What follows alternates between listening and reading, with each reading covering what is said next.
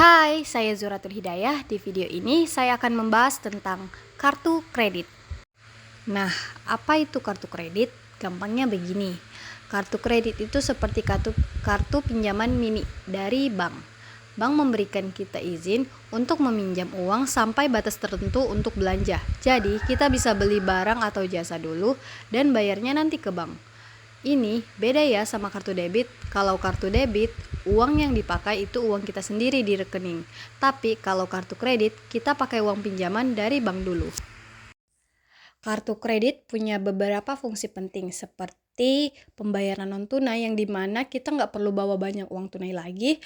Jadi kita tinggal gesek kartu, beres. Lalu yang kedua, itu ada fasilitas kredit jangka pendek yang dimaksud kalau ada kebutuhan mendadak atau barang yang harus segera dibeli tapi uang cash belum ada, kartu kredit bisa jadi penyelamat untuk pinjaman sementara. Lalu yang ketiga itu membangun riwayat kredit, maksudnya di bagian ini penting ya guys, kalau kita pakai kartu kredit dengan baik dan selalu bayar tagihan tepat waktu, kita jadi punya nilai rapor keuangan yang bagus di mata bank. Ini namanya riwayat kredit. Kalau rapor kita bagus, nanti kalau mau pinjam uang dalam jumlah besar, misalnya KPR rumah atau kredit kendaraan, bank akan lebih percaya sama kita. Sejarah singkat kartu kredit. Dari dulu sampai sekarang, kartu kredit ini bukan barang baru loh. Awalnya sudah ada sejak akhir tahun 1800-an. Tapi yang bikin dia populer banget itu mulai tahun 1950-an pas ada Diners Club. Dari situ, kartu kredit makin berkembang pesat sampai sekarang jadi digital dan masih canggih. Dan makin canggih guys. Berikutnya itu jenis-jenis kartu kredit. Kartu kredit itu banyak jenisnya, tergantung mau dipakai buat apa dan maunya kayak gimana. Pertama, berdasarkan jaringannya. Ini kayak merek yang menerima transaksi kartu kredit. Yang paling sering kita lihat ada Visa, Mastercard, JCB, atau American Express. Nah, yang kedua itu berdasarkan fitur dan keuntungannya. Ada cashback, ini kartu yang suka kasih uang kembali. Jadi maksudnya itu kalau kita belanja pakai kartu ini, nanti kita dapat sebagian uangnya balik, misalnya 1% atau 2% dari total belanja. Lumayan kan guys? Nah, berikutnya ada reward point, yang dimana kalau pakai kartu ini, setiap belanja kita dapat poin. Poin-poin ini nanti bisa ditukar sama hadiah, diskon, atau voucher belanja. Lalu ada air miles atau travel, buat yang hobi jalan-jalan, kartu ini pas banget. Kita bisa dapat diskon tiket pesawat, hotel, atau fasilitas travel lainnya. Lalu ada SEO branding, premium atau prioritas, dan lain sebagainya. Lalu berikutnya, gimana sih kartu kredit itu bekerja? Biar nggak bingung, ada beberapa istilah penting yang harus kita tahu. Batas kredit. Ini adalah jumlah maksimum uang yang boleh kita pinjam atau belanjakan pakai kartu kredit. Contoh, kalau batas kreditnya 10 juta, berarti kita cuma bisa belanja sampai 10 juta. Lalu periode bebas bunga.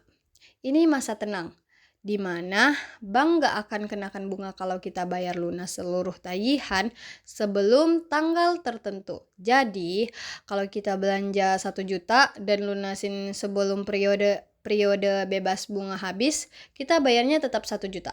Gimana? Enak kan guys? Lalu selanjutnya tanggal jatuh tempo. Ini batas akhir pembayaran tagihan kita. Jangan sampai lewat tanggal ini ya, karena nanti bisa kena denda. Lalu berikutnya ada pembayaran minimum. Kalau belum bisa bayar lunas, bank biasanya kasih pilihan untuk bayar sebagian dulu, yang namanya pembayaran minimum. Tapi hati-hati ya, kalau cuma bayar minimum, sisa tagihan kita akan langsung dikenakan bunga. Lalu ada suku bunga atau APR. Ini adalah persentase bunga tahunan yang akan bank kenakan kalau kita nggak bayar lunas seluruh tagihan. Bunganya lumayan tinggi loh guys, jadi usahakan selalu bayar lunas. Lalu keuntungan punya kartu kredit. Kalau dipakai dengan benar, kartu kredit itu banyak untungnya. Transaksi jadi mudah dan aman, bikin rapor keuangan kita bagus. Ini seperti yang tadi dibahas. Kalau disiplin bayar, skor kredit kita jadi bagus. Ini penting buat masa depan keuangan kita. Lalu ada banyak promo dan manfaat, Seperti kayak sering banget ada diskon, cashback, ataupun reward yang bisa kita manfaatkan. Bisa buat darurat, ada proteksi pembelian yang dimana beberapa kartu kredit punya fitur perlindungan untuk barang yang kita beli. Misalnya kalau rusak atau hilang begitu guys. Tentunya kartu kredit juga memiliki resiko loh guys, seperti boros dan belanja tanpa kontrol, bunga tinggi, biaya tersembunyi, skor kredit jadi anjlok, dan penipuan. Yang dimana kayak boros dan belanja tanpa kontrol itu kadang kita jadi kalah belanja dan melebihi kemampuan kita. Jadi kayak kita nggak hemat duit dan jatuh-jatuhnya jadi utang guys. Terus berikutnya penipuan. Maksudnya penipuan itu kayak data kartu kita bisa disalahgunakan oleh orang jahat kalau kita sendiri tidak berhati-hati. Berikutnya mari kita lihat contoh nyatanya dari kisah Budi dan Ani. Nah, di studi kasus itu kisah nyata dari seorang Budi. Budi ini karyawan. Dia punya kartu kredit dengan batas 10 juta. Setiap bulan, Budi pakai kartu kreditnya buat belanja kebutuhan sehari-hari, sekitar 3 juta, dan beli pulsa 200 ribu.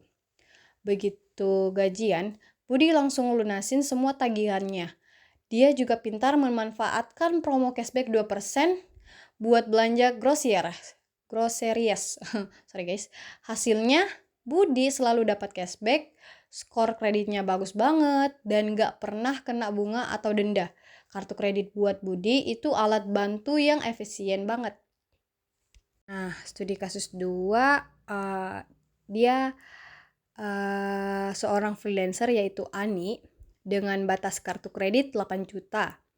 Ani ini gampang tergoda diskon. Dia beli gadget baru 5 juta dan sering jajan pakai kartu. Masalahnya, Ani cuma bayar 500 ribu, itu pun pembayaran minimum setiap bulan. Karena Ani merasa berat kalau harus lunasin semua. Akibatnya, sisa tagihan Ani yang 4,5 juta itu langsung kena bunga tinggi. Bulan depannya tagihannya makin gede karena bunga dan Ani masih belanja terus. Skor kreditnya pun mulai rusak dan utangnya makin numpuk jadi beban pikiran. Nah, ini contoh ilustrasi Ani yang kelilit utang dan sehingga membuat dia berpikiran untuk bunuh diri.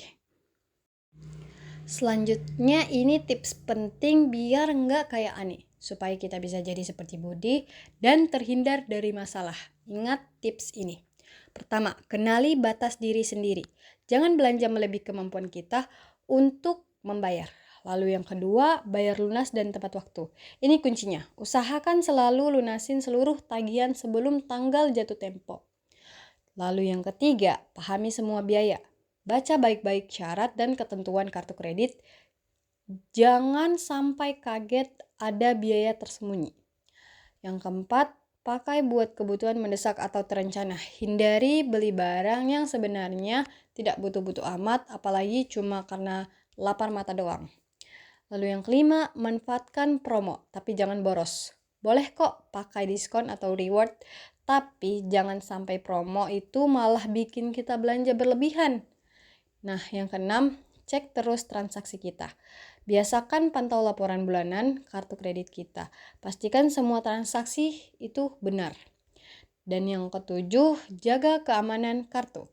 Jangan pernah kasih PIN atau CCV yang CCV itu kayak 3 angka di belakang kartu ke siapapun.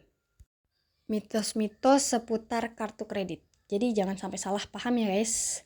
Ada beberapa anggapan yang salah tentang kartu kredit. Yang pertama, 1. Kartu kredit sama dengan uang tunai. Ini salah karena kartu kredit itu uang pinjaman, bukan uang kita ya. Lalu yang kedua, cukup bayar minimum setiap bulan. Setiap bulan sudah aman.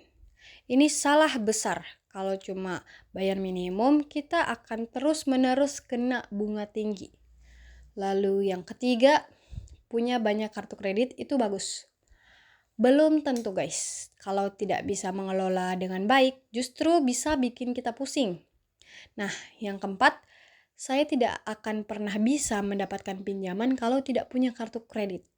Tidak juga ya guys, ada banyak cara lain untuk membangun riwayat kredit. Nah, kesimpulannya guys, intinya kartu kredit itu seperti pisau kalau dipakai untuk memotong sayur. Hasil masakannya pasti enak.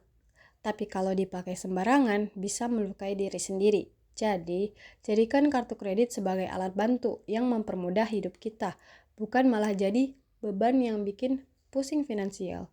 Semoga penjelasan ini mudah dipahami ya guys. Terima kasih.